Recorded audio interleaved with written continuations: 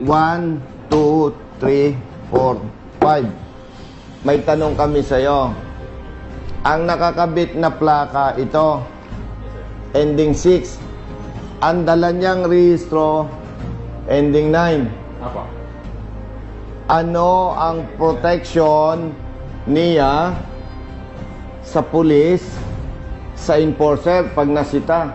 Patingin ang RCR mo. Ito, sir. Oh!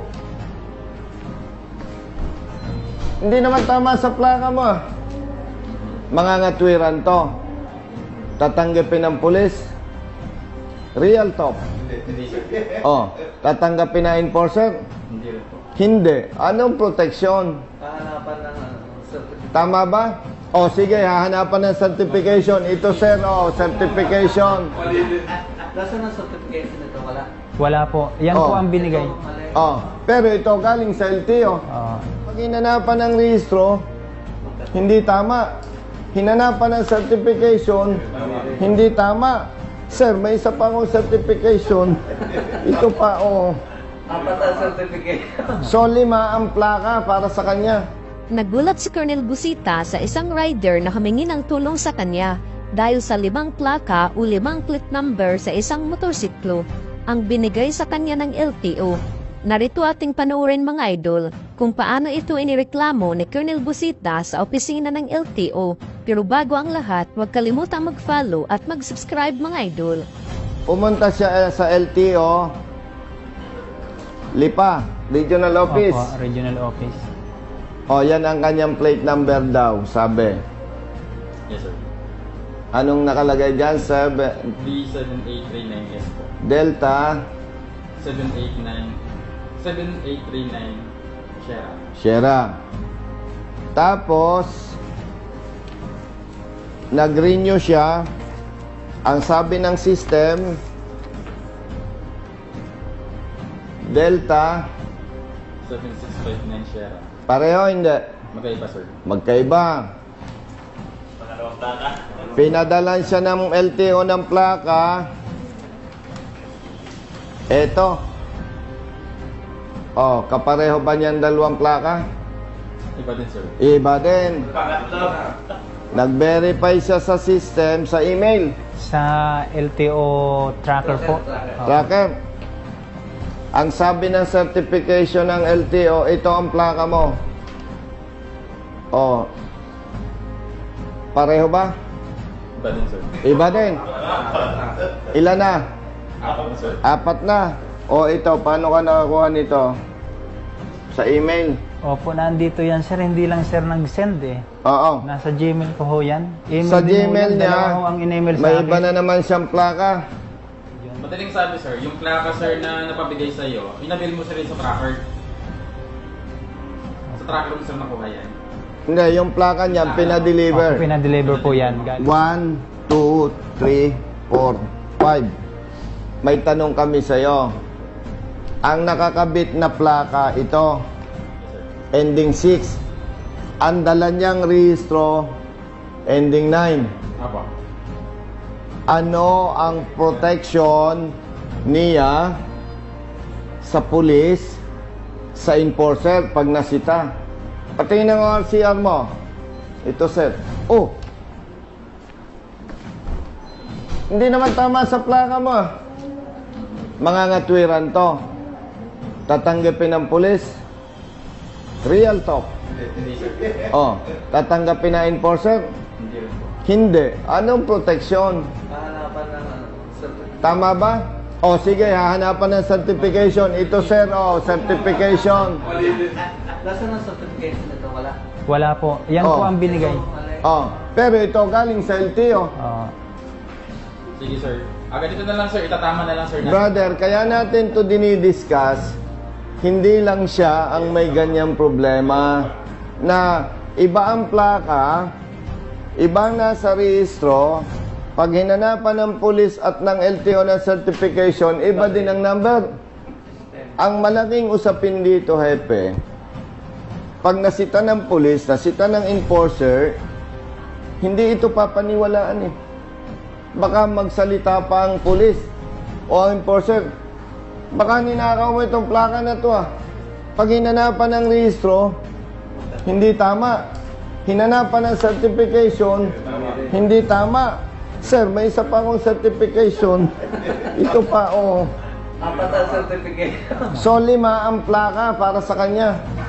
Pag in-implement na yung amendment ng doble plaka law ni Senator JB, approved na yon. Republic Act 12209. Pag nasita siya ng pulis o RCR, iba ito dyan sa plaka mo, ah. Hindi ito papaniwalaan. Tapos sasabihin nito, sir, ganito po yan eh. Sa korte ka magpaliwanag. Dalawang issue natin, hepe. Pakiayos nyo ito. Ako na sir, bahala pa din. Oo. Tapos sa plaka, Ito sir, ay para pa ma-indicate na rin sir sa ORCR niya sir, yung plaka nila ba? Kung ano nakakabit sa motor. itatama nyo. Tama sir natin. Itama nyo kasi brother, katulad ng napag-usapan natin, hindi papakinggan ng police at enforcer yung kwento niya. Manual na lang natin kung ano. Sige. Papapagod na lang po ang sipo. Sige, magbayad siya ng MBUC. Itama ninyo. Solve na tayo dyan. Tapos ang magiging plaka na niya, Ito na sir, sundin natin. ito na. Yung hawak Tapos lalabasan niya ng OR. Yes po. Tapos I-reflect ninyo itong plakang ito. Yes sir. Thank you. Hindi lang si Colonel Busita ang nagtataka kung bakit 5 plaka ang binigay sa rider, kundi pati LTO chief ay nagtataka rin. Mabuti na lang at naireklamo ito ni rider kasama si Colonel Busita dahil kung hindi ay magmumulta si rider ng 12,000 pesos. Yes sir, bahala sir, sir. Iwanan ko na lang siya dito. Sige sir. Brother, Opo. Sir, may tanong lang ako. Paano yung bayad niyo sa ano ko po sa ticket? wala na yun. Sepe ng bala dyan. Hindi ka na magmumulta dyan ng 12. Mag-a-adjust lang sa MBUC, ano? Itatama yan. Okay? Hindi na sir kita na pagsabi. Okay lang at may lakad pa kami. Usapan namin, Brother Matt, ng chief na nagkamali ng pagkwenta yung staff nila na kaya naman pala nagkamali. Merong 2 system na ginagamit ang LTO, yung LTMS latest at yung luma na Stratcom. At ang maganda lang doon, inamin nung kanilang hepe na nagkamali yung kanilang tao dahil nga may 2 system na ginagamit. So ang binayaran mo 240. Opo. At nandito na Brother Matt sa kanyang rehistro Yes po. yung kanyang plaka. Na nakakabit na ngayon po. Oo, kasi nahihirapan siya. Bago natin siya tinulungan, may plakang natanggap siya. Iba ang plaka sa rehistro, iba ang certification.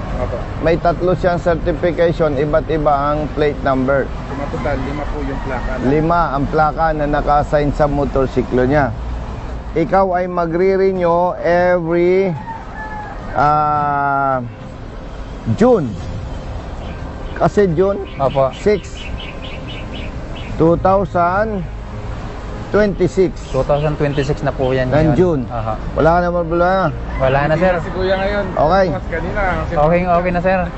Para sa kanya, malaking problema yon. Bakit? Malaking halaga ang 12,000 pesos. Pangalawa, masakit sa kalooban niya dahil sumusunod siya sa batas. Ang problema sa parte ng LTO. Pangatlo, alam ko na kahit hindi niya sabihin, natatakot siya. Dahil kapag nahuli siya ng pulis o ng enforcer, hindi naman siya paniniwalaan. Totoo po yun. Di ba? Opo. Oh, ay kung ipinatutupad na yung amendment ng doble plaka law na isinulong ni Senator JB, pwede na siyang makulong. Tama po. At pag nangatwiran sa pulis, ang sasabihin sa kanya, sa korte na lang magpaliwanag. Tama po. O, di ba? Opo. Oo, kaya, okay. Congratulations. Maraming salamat po, Colonel, sa tulong na natanggap ko ngayong araw at hindi na po ako mababalisa kasi Oo. talagang ilang araw ko na pong iniisip ito kung bakit taon-taon ko naman nire-renew ho yung Hindi, motor ko kaya na yan. Di bale, importante, tumawag ka sa amin, nakatulong kami sa'yo. Kaya inilalabas natin sa video para yung katulad mo, tatawag din sa amin. Ang sinasabi kasi, Brother Matt, ng chief ng LTO, doon sa Calamba, pag halimbawa updated ang iyong rehistro at ang dapat magre-rehistro ka ng November, sabi nila 2 months advance pwede na. September, October, pwede ka nang mag-rehistro. Pero hindi siya covered eh. Iba yung sitwasyon niya. Kaya na-justify natin at inamin ng kanilang hepe na may mali doon sa computation ng motor vehicle users charge. Kaya siya nagbayad ng 240. Yun yung hindi na i-consider nung kanilang empleyado, Brother Matt. Yes, po. Kaya itinama. O, di wala kang problema. Wala na, sir. O, sige. Ingat, ha? Andito na yung lisensya mo. Opo. O, andito na yung lisensya niya. O, baka mo. Andito na yung updated na rehistro. Nandito na, Brother Matt, yung plaka na nakakabit sa kanyang motorsiklo. Yan. Okay? Lubos ang pasasalamat ni Mamang Rider dahil sa tulong ni Colonel Busita ay naresolba na ang kanyang problema at ngayon iisang plate number na lang ang kanyang ginagamit. Kaya kung may problema ka, maaari kang tumawag sa cellphone number na nasa video para ikay matulungan ni Colonel Busita. Solve na, ha? Opo, sir. Wala nang namultahan. Ang plaka niya tama na sa rehistro. Okay? Aha.